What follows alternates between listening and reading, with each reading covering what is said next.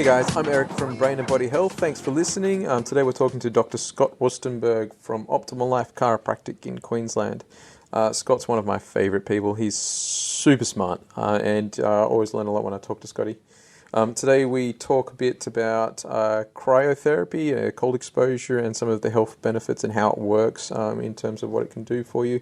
We also talk about intermittent fasting and what to know or what to look for to know if the fasting is healthy or not. Because sometimes if you're fasting too much, you end up eating your body to sustain the fast, and we don't want to do that long term. It's not good for you. We also talk a bit about, some people have this peptide called caseomorphin or glutenomorphin, where people essentially get addicted to gluten and dairy, which can perpetuate a bad cycle. We talk about a whole bunch of things. Guys, I hope you enjoy. And we're recording. Excellent. Oh, that's exciting. Let me just make sure I'm not screaming into the mic too loudly. Oh, that looks pretty good. Cool. That should... there's my magic button. That should do it, methinks. Nice one. All right, Scotty. Okay. Let's talk shop. So I thought I'd open with you're my go-to Mr. Fix-It. So whenever I get a patient that I can't figure out, I go, you know what, Scotty's got this. And then I send them over to Scotty. And then actually that... what was her name?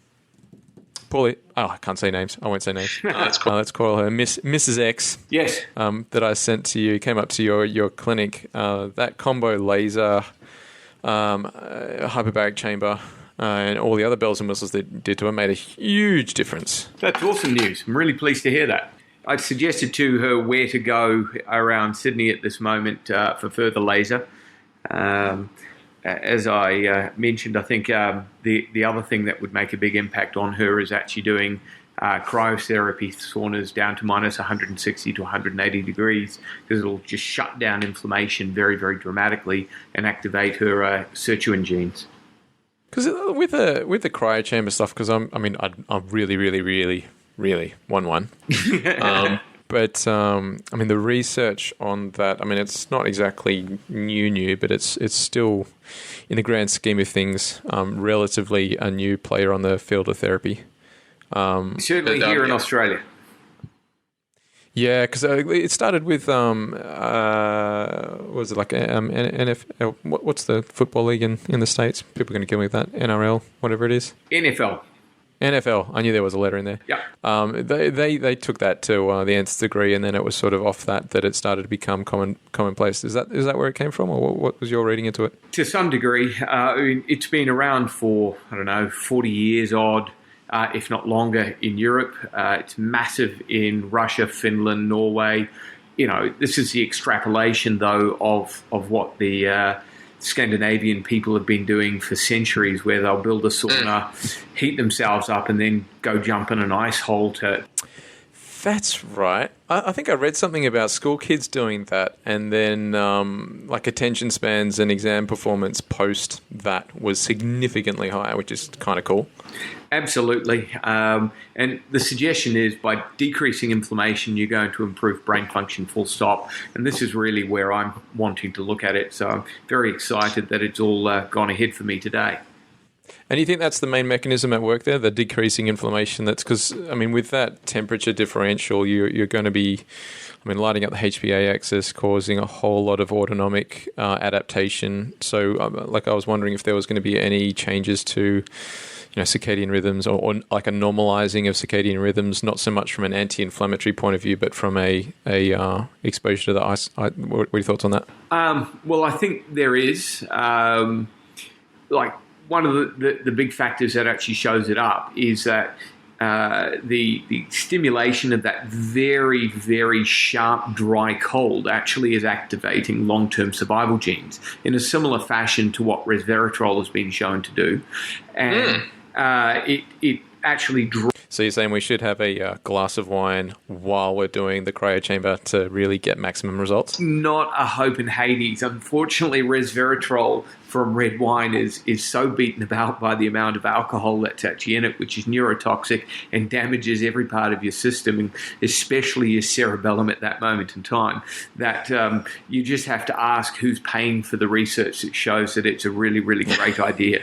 Perhaps, the French basically have this concept of accumulation of resveratrol over the longest period of time. But I think as we're seeing the French diet going from a very traditional marketplace, farmers market sort of lifestyle to everyone buying packet food from a supermarket, we're going to see a decline in that French paradox, and it will no longer be any great benefit for them. Yeah, bloody French cuisine. I know that's one that I can't do. Too much dairy. Me too. Dairy is just not a go-to for me. Yeah. Nor for any of my patients. It's one of the number one things I'd take people away. Cut it out. Yeah, basically, it's gone. It has massive negative impacts on your brainstem as far as I'm concerned. More so than the rest of your brain? Well, fundamentally, because the casein molecule in itself is digested down to an opiate, which is called casomorphine.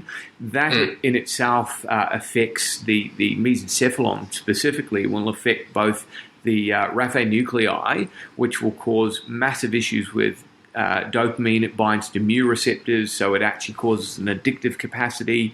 It will screw up how your eyeballs are actually able to target things and slows down and miscommunicates your ocular muscles, and it stops a lot of your descending pain pathways in the... I was going to bring that up with the raphe nuclei on the pain inhibition.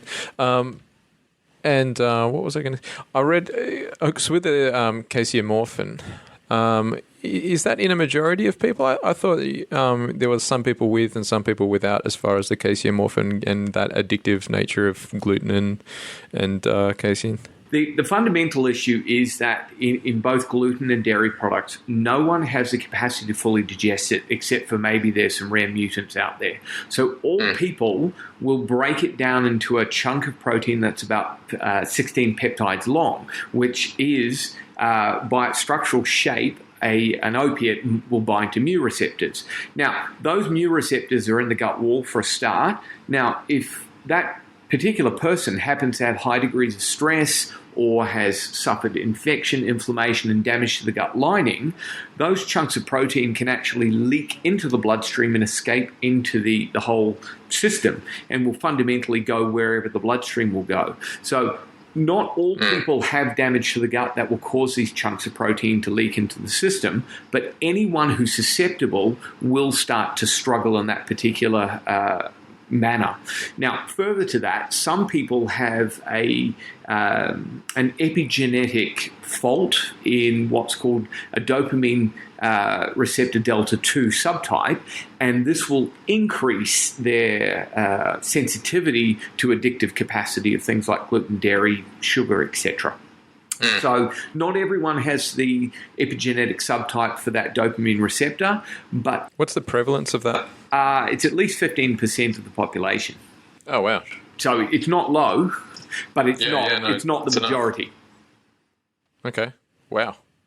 So that's where any sort of sensitivity to that plus a little bit of leaky gut and you're in trouble. Pretty much. Now, keep in mind, all halides like fluoride, chlorine, can damage the gut lining and cause leaking because it breaks the gut junctions. So any water supply that's not clean may have caused problems this way. Antibiotics might cause that damage. Glyphosates, which is your Roundup in the food, is absolutely known to break apart your tight junctions and cause leaking. So you're saying get on that farmers market action. Yep. Stay away from your organic Coles food. and Woolies. We might not be able to sit here and say, look, organic food is more nutritious than the snap frozen Roundup stuff, but you really want to be looking at lowering all your chemical exposures to things like Roundup and glyphosates and other herbicides, pesticides in your food, because while they might not kill you, dose dependent obviously, they will damage that gut lining. And so that's where, because so as far as you get, so let's say you get a patient in who's got this, that gut inflammatory systemic issue, how much of an effect is cryo sauna exposure going to have to deep systemic inflammation? So as far as like leaky gut and gut lining inflammation, as opposed to your surface. So it'll have quite a big effect. It's not going to directly target the gut lining in itself, but the cold shock, so to speak, will actually stimulate anti-inflammatory genes and actually drive down production of interleukins, cytokines, etc., and will actually decrease systemic inflammation.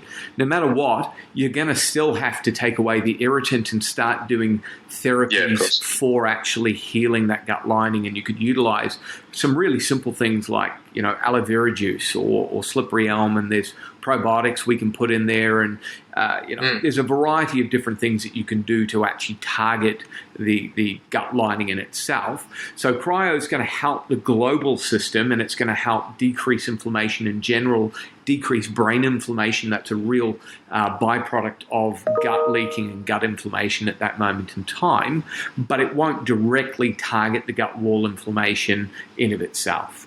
It will affect, however, skin inflammation that's as a direct result of the gut inflammation. Oh, hey, okay. Hello, eczema.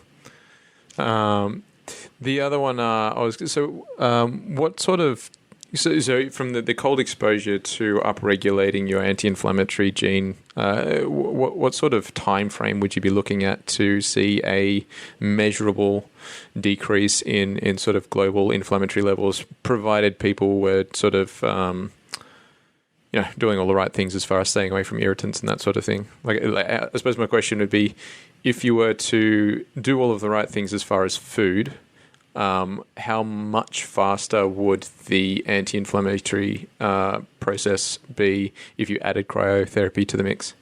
You fundamentally will see results after stepping out of the box. So it's a 3-minute session. You step out, you can feel, the cold it seeps into you, but you can see a noticeable, appreciable change straight away. Now, awesome. Again, it's dose dependent. So, like, I had my knee destroyed last year doing my favorite sport, jiu-jitsu, and I did approximately 3 sessions in 1 week of 3 minutes each, and basically got all the swelling under control and got 50% of the pain down at that moment in time. So that's 9 minutes of cryotherapy in a week that got me to be able to bend my knee and walk effectively without drugs, without any other supports. Jesus, that's all right. I did a 5-kilometer fun run thing on the weekend. It was the rock race. So it's essentially an obstacle race with jumping castles. And running is not my thing. And surprise, my right knee is shot to shit after that. So if only I had access to a cryo. I think either you need to move your clinic to Sydney or I need to move up to Queensland. Either way, I need access. That's an awesome idea. Or I'll just take out a big-ass loan and get on my own. That's what I'm doing. Just to backtrack a little bit. So when we're talking about a case in... I was just listening to something interesting where they were saying that... so people are reactive to the is casein alpha 1? Is that the name of the? Yeah. So there's several strains of casein protein in milks, and there's casein beta 1 and 2 strains, and so everyone says that the like A2 milk, which is kind of the difference between standard milk, is considered A1, and A2 is considered less reactive. Okay, so yeah, I was hearing that sort of the goat must be the A2. Goat's A2. Plus, there are specific tested and certified herds of A2 milk producing cows in Australia and New Zealand. So fundamentally, as it turns out, the A2 was the standard herd or archetypal cow, and somewhere around 10,000 years ago there was a mutation that diverted off, and A1 became the more predominant species at that moment in time. And certainly from a herd point of view, we tend to see more A1 simply because it provides, it's the Frisians, the black and whites, and they produce a whole lot of milk solids, and that's what most of our actual dairy production is for, is milk solids and milk fats, so that they can actually produce baby formula and protein powders and all the other wonderful things that we actually do.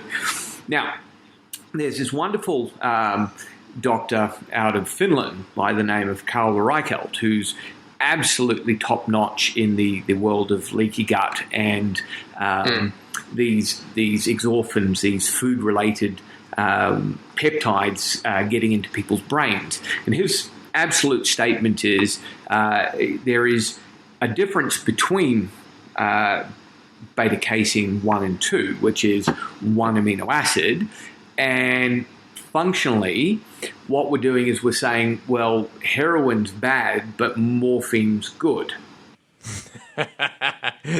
Gotcha. That was my next question. If you've got a problem with one opiate, you're going to have a problem with your next opiate. It's just a bit weaker. Okay, so not quite as yeah.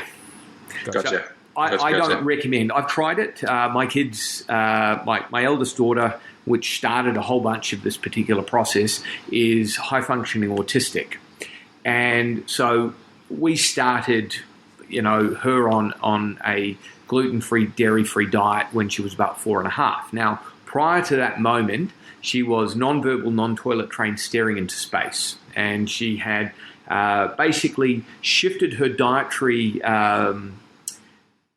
what she liked to eat to basically all the beige foods, anything with sugar in it pretty much, toast, chips, yogurt, ice cream. Now, if you put any color lolly in front of her, and again, I know a lot more now that we're kind of 12 years down the track from that, but any color lolly, no problem whatsoever.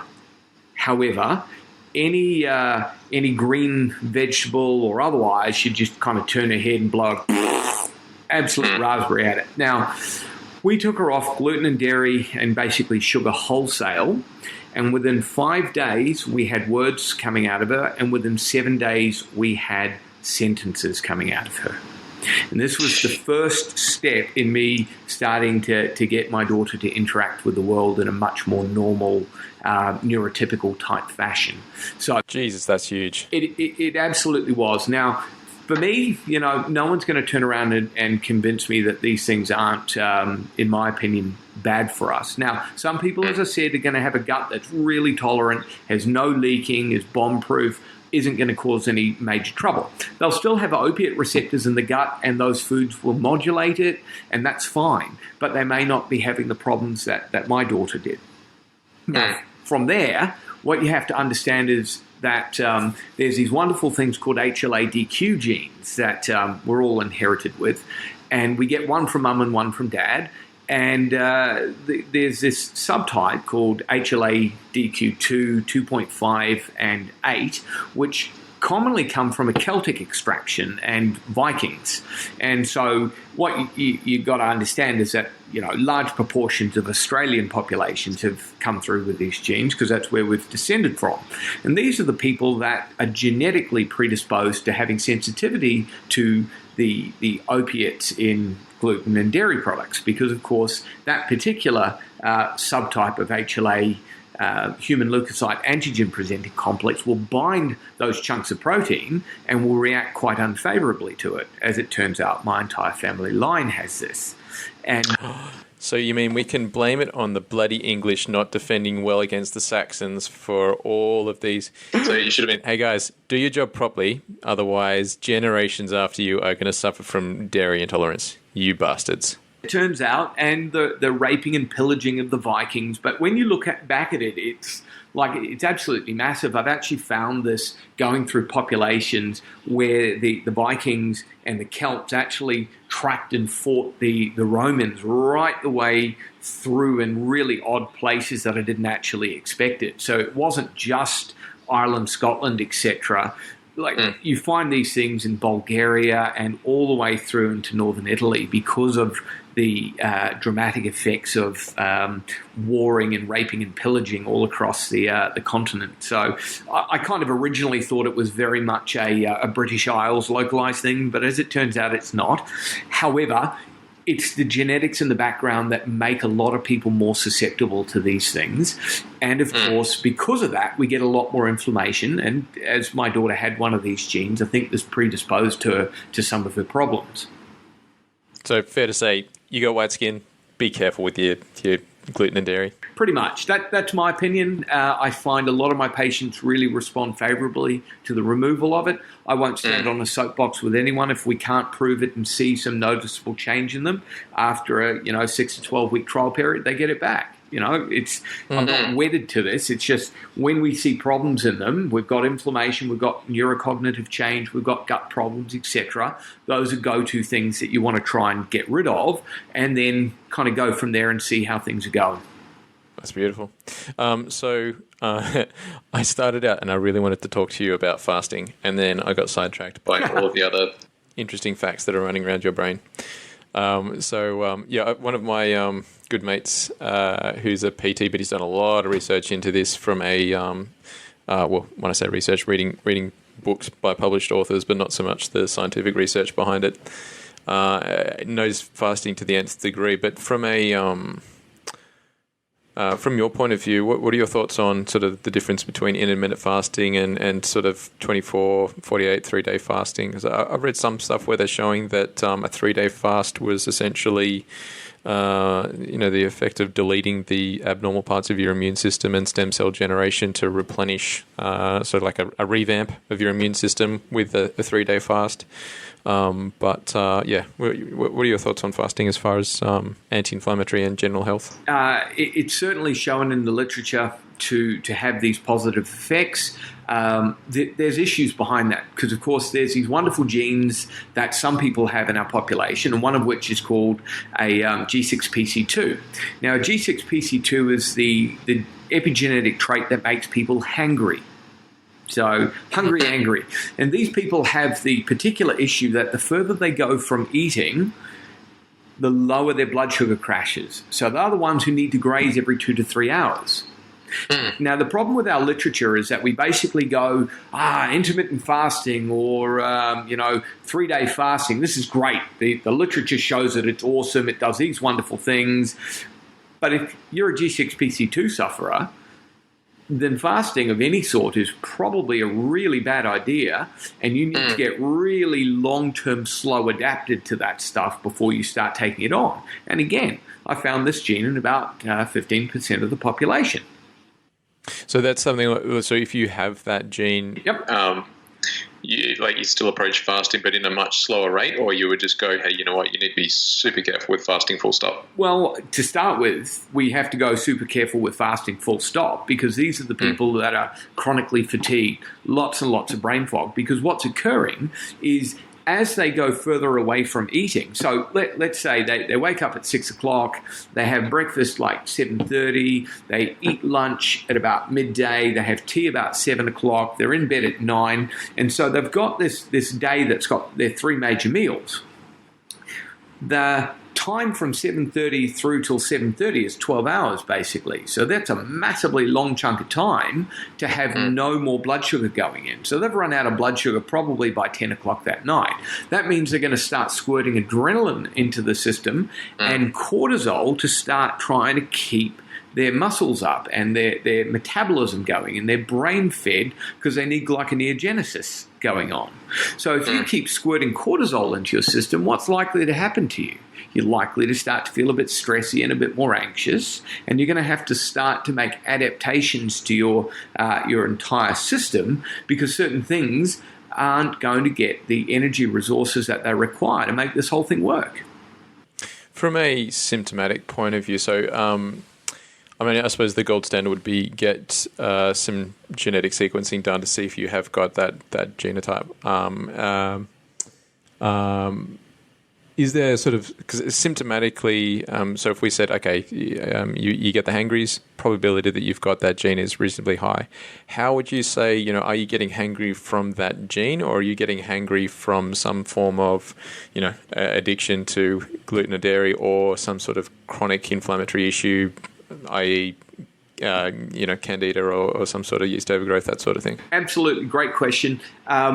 Basically, what we do is we try and take measurements of all of these things. First thing that I would do is run a commercial epigenetic test, something that's going to test your diabetes type and blood sugar SNPs, single nucleotide polymorphisms. We're going to look for things that affect the B group vitamins, inflammation, etc.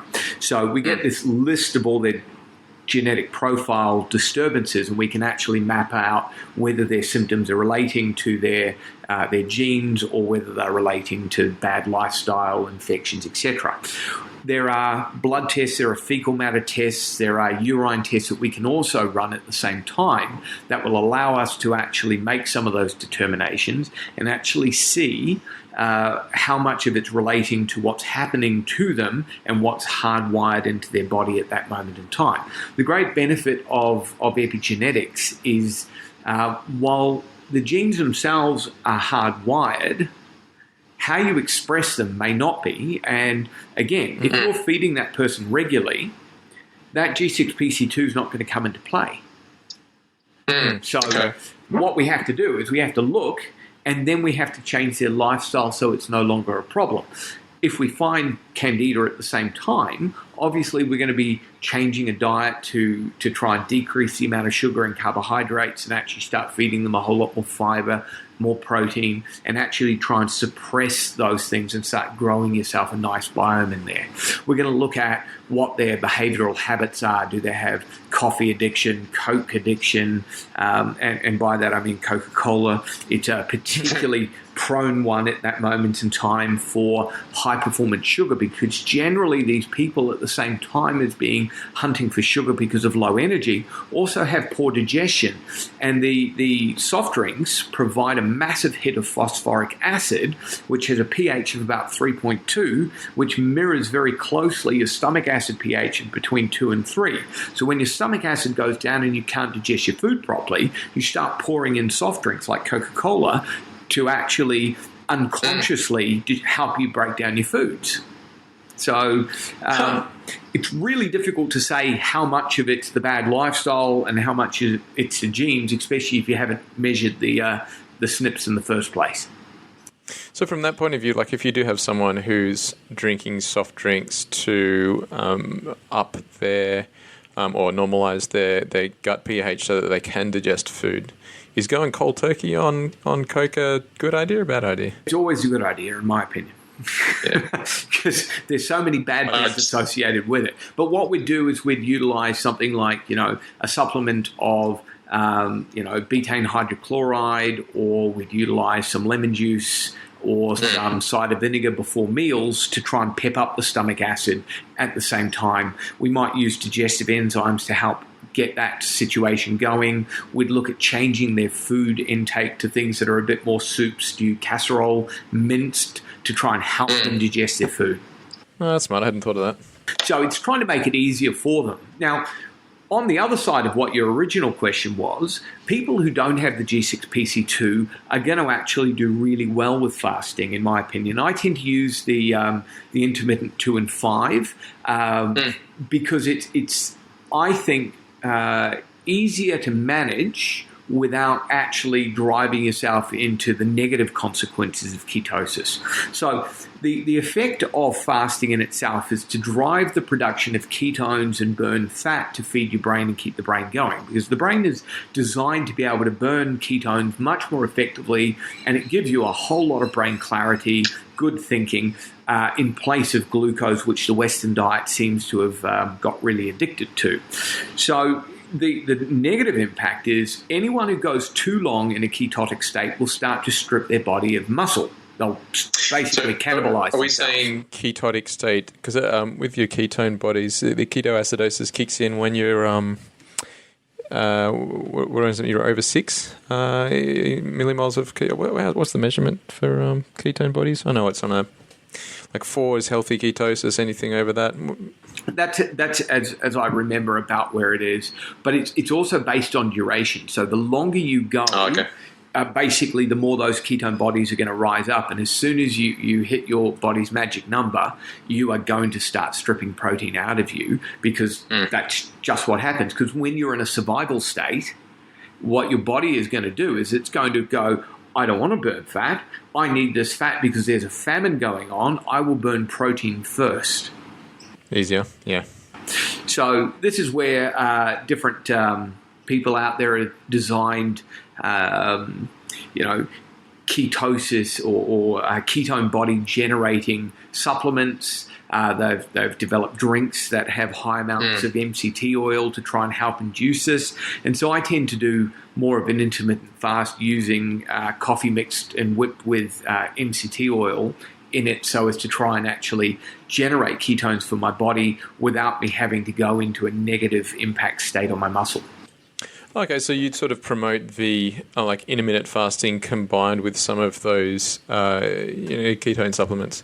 Absolutely. I spent an entire year, probably longer than that. I've done it several times. I did 1 year I spent not eating before 11 o'clock, full stop, every day for a year. And the honest truth, basically, is that I didn't feel any significant improvement in health, well-being, focus, and function. So about 3 years ago, I spent another year doing the 2 and 5, I think is how it's generally referred to, where I do 2 days a week intermittent fasting, where I had an 18-hour fast completely, and I'd have about 600 calories in the last portion of the day, basically a nighttime meal. Prisoner of war style action, yeah. Yeah. So that I found worked quite well, but it worked well once I started introducing the MCT oil. My system doesn't seem to have quite the same benefits as described by other people from that. I did lose some weight. I did have a reasonable amount of energy when taking the MCT oil with it. I had quite good clarity. But, I don't remember kind of feeling, oh my goodness, this is the holy grail. I feel fantastic doing it, unfortunately.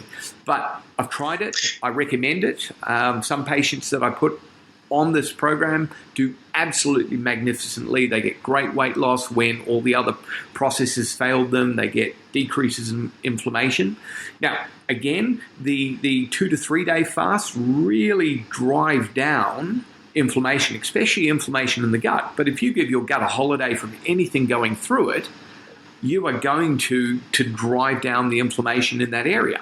However, if you have no protein going in, and you need something like 20 grams of pure protein a day just to keep your nitrogen levels balanced, where are you going to get that from? Yeah, you're eating your body. Yep. So certainly in people with really heavy inflammation, it's a calculated risk between do we want to do a really long fast, or do we want to do a kind of more intermittent fast with significant protein going in to try and keep that system balanced? And interesting. It's really going to depend on the patient and what their symptoms are. I tend not to put like concussion or brain injury patients on the long fast. I'd use an intermittent fast at that moment in time. One thing I'd read, actually I think it was the Bulletproof podcast, or it was Tim Ferriss was talking about it, introducing BCAAs while fasting to prevent. Thoughts on that? Well, it's horrible to taste. Horrible what, sorry? Horrible to taste, especially if you get them as powders. Disgusting. But yeah, that worked very effectively to drive down the muscle damage at that moment in time. I'm not as convinced by it as well. Like the BCAAs drive down muscle damage, right? So that works really well when you've just finished a workout. But when you're on a long fast, you're not just breaking down your branched-chain amino acids for muscle repair. You're breaking down all amino acids because you need amino acids to run your whole system. So kind of one of the major interesting concepts you've got to think about is that the true definition of death is considered when your final enzyme stops working. Now, you then have to kind of go the next step and understand that every enzyme that does every action in your body is made from protein. So when we talk about protein malnourishment, we kind of think about the muscly things that you have hanging off you. But what we forget about is that to do anything, to make your arm lift, to make a thought occur, to detox your liver, to do anything requires an enzyme to make that action actually occur. All your neurotransmitters, to the largest degree, are made in some way from a protein residue, an amino acid. So glycine, which is a neuromuscular inhibitor, is a single amino acid. So when you get short of these things, it actually creates a whole bunch of havoc. And I'm just not as convinced by the literature for the average chronically beaten up patient actually doing a whole lot of it. Well, I suppose so my next question would be, so if you were your average chronically inflamed, beat up patient and you are starting to get into either intermittent fasting or more sustained fasting, without going into some sort of horribly expensive diagnostic test to see if you're doing the right thing or not, what would be sort of the biomarkers you would look at your just standard panel to say this is a good idea, this is a bad idea? Well, fundamentally, what we'd run is a standard liver function electrolyte test that includes uric acid. And we'd be looking at comparing your urea to creatinine ratios and a thing called a protein metabolic index, which looks at your albumin levels versus uric acid. And we put it into a basic matrix and we come up with numbers.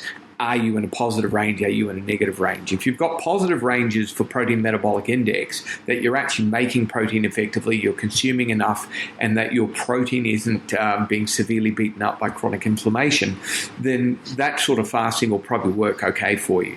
If you're in a negative state, according to that, then you need to be doing more of that 2 and 5 intermittent fasting, or perhaps building up your protein levels first and doing other things to reduce down inflammation as against kind of long fasts.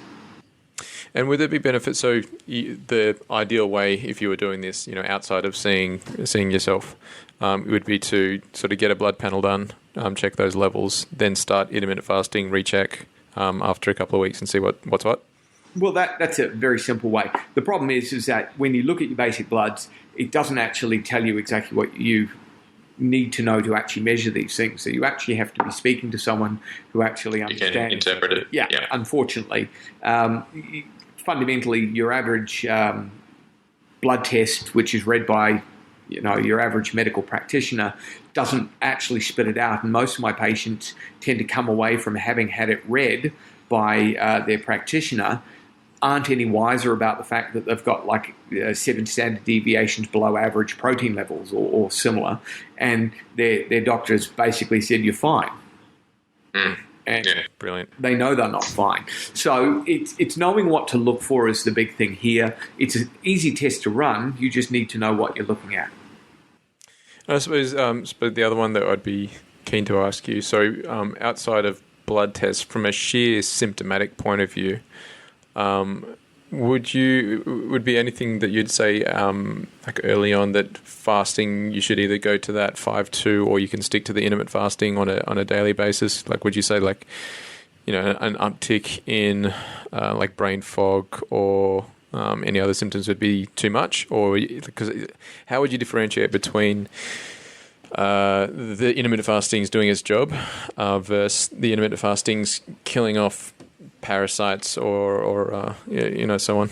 So the first, from a protein point of view, before we go into that one, that I want you to think about from a symptomatic point of view, when you look at your finger pads and muscle pads in the hand, if your finger and muscle pads are denting in really easily, so when you apply 5 pounds of pressure and push into them and they dent and they don't bounce back pretty much instantaneously, this is a good indication that you're starting to shred the muscle in your body and use it in other places and recannibalizing yourself. That's a great indication from my point of view that you probably don't want to be doing really stringent fasting, and yet you actually are at the beginnings of some degree of protein malnourishment, and therefore eating more protein is likely to be better for you than stringent fasting at that moment. The other things you want to look at is your moons and what your nail quality is like. If you've lost the moons in your fingernails and they're all milky, or they've got ridging and pitting, again, great reasons that you probably got some digestive issues and protein malnourishment, and perhaps fasting at this moment's not for you, and we start looking from a different point of view first. And what sort of time frame would you expect to see a change in like nail bed or a finger pad if we were to start it? Like, is it a week, 2 weeks, 3 weeks? Months. Takes ages. Months. Slow decline, slow build back up again. Mm-hmm. So if you were if you just started fasting and you're sort of a week or two into it and you're feeling like crap and your skin's inflamed and everything's not going the way, would you say that would be like an immediate reaction like that is more likely to be either you're kicking out toxins from fat that you're burning or you're killing parasites? So more positive aspects to intermittent fasting? If they started off basically symptom free, and then you start getting these signs like skin irritations, etc., then it's much more likely you're pushing toxins out through your skin. So as you start burning your fat, toxins and some heavy metals will actually store in your fat. Most of your xenoestrogens, such as PCBs, plastics that you're exposed to, will store in your body fat. So Can I just put in real quick? With xenoestrogens, can you comment real quick on soy milk? Soy milk. Okay, so soy milk is a phytosterol. Okay, it's not a phytoestrogen. It's a great misconception. In some people, it can actually bind to the receptor and block it and cause a reduction in estrogenic effects. In other people, it'll bind to that receptor and cause an enhancement of estrogenic effects. I tend to basically not recommend it to anyone. I sit on the fence with it because... Right. Tastes like crap, but yeah. Some people like it, so we can't comment on that. But half the research papers out there will say it's God's gift, so to speak, and other will say it's the devil's work. So, I think it's a lot more to do with how it's growing, what chemicals are added to that process, how it's then processed. Traditional fermentation gets rid of most of the toxic chemicals and phytates and lectins, etc. in it. However, it's not what I consider a health product whatsoever. And we can't actually tell who it's going to have a positive impact on or who it's not going to have a positive impact on from outside. So it's something I tend to prefer to keep my patients away from. But as I point out, it is not a phytoestrogen as it's commonly referred to. It's a phytosterol, which means that it is a plant compound that can actually bind to the estrogen receptors.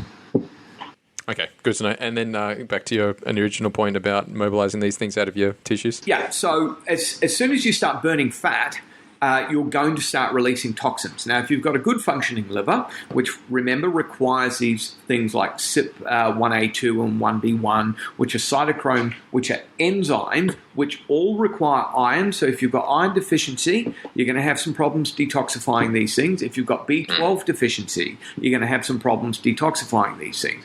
If you have protein deficiencies that include glutamine, glycine, or methionine and cysteine, you're going to have problems detoxifying these things. So that's going to be an issue in the first instance, which is why I'm very curious to make sure people are replete with protein before we actually put them on stringent fasting.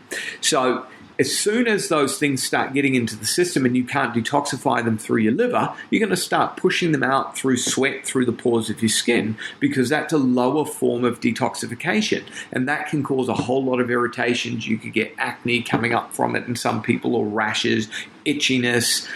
It requires bile to detoxify. Now, if you've got some bile salt problems and you're not actually recycling it and cleaning it and it's oxidizing, you're going to get this really interesting cape-like irritation and itchiness across the back of your shoulders.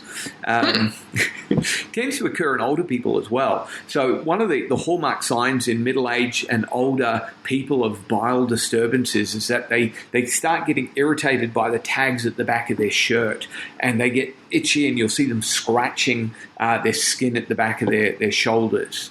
Wow, that's interesting. Yeah. So, hallmark of oxidized bile salts, and it's becoming quite toxic at that moment in time. So that one's a real good indicator to say, hey, look, I need to slow down on this particular process that I'm doing and allow my body to recuperate a bit before I go any further. Interestingly enough, that's where I get a little bit of a rash. I think I need to talk to you about bile salt shenanigans. Great. We can do exactly that. That's kind of the hallmarks of it. The other things that you'd be looking for would be, do I get lightheaded and dizzy now? Am I getting foggy-headed? Can I think clearly? Is my blood sugar stable now? Now, in the short term, that's going to happen as we start swapping from a glucose to a ketone sort of energy use. But if it keeps going after a few days, then that may be that you're not adapted enough, and we need to be a bit more gentle as we start moving you into this process. Mate, that's awesome. Awesome. Hey, mate, we've been talking for almost an hour now. I think we should give future listeners a bit of a break. Mate, next time I would love to talk to you about the OptiBrain and brain inflammation, and you mentioned you wanted to talk about the mold being something that we need to be super aware of. Do you want to give us a quick teaser on some of the point notes that we want to talk about for next time? Well, absolutely. So again, brain body health, as I'm sure you're aware, is absolutely pinnacle to everything.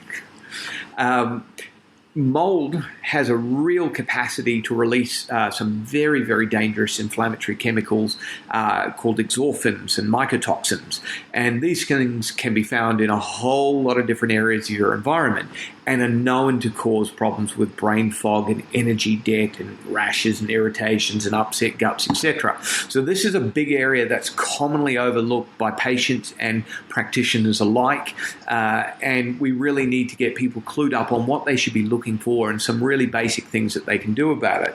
There's a whole lot of really interesting supplements that we can look at to help support them while they start making some lifestyle changes to actually get themselves safe. But, mold is absolutely deadly, and the problem with it is, of course, that it will go into what's called a hyphal state in some of the fungi types, which means that you start starving it out and trying to kill it. It'll go into dormancy for like 3 to 6 months, and you think you've got on top of it, and as soon as you let up, it comes right back and starts beating you up again. So that's the stuff we want to talk about next time, and then other things that we can do to support the brain and get it a whole bunch healthier to drive a healthier lifestyle.